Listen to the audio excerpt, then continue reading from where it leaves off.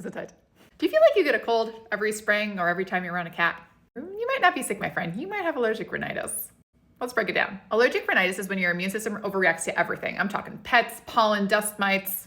Common symptoms include sneezing, nasal congestion, runny nose, itchy, watery eyes. Most people grab for the old school antihistamines that make you drowsy, but they're actually not the most effective option.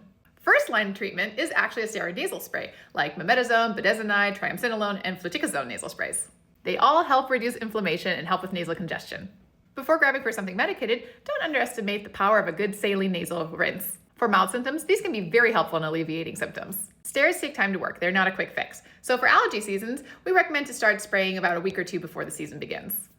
And for known triggers, like visiting somebody with a dog, start spraying about 2 days before and continue a few days after.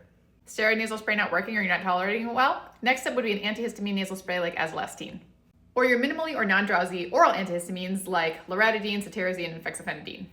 Or even crenoline spray for those who want a steroid-free option with quicker onset for shorter periods of allergen exposure. Technique matters. You want to tilt your head forward and make sure you spray away from the septum, which is the midline of your nose. Also, don't inhale deeply when you do it. By doing that, you're just inhaling it down into your lungs and not in your nose where you actually want it to be.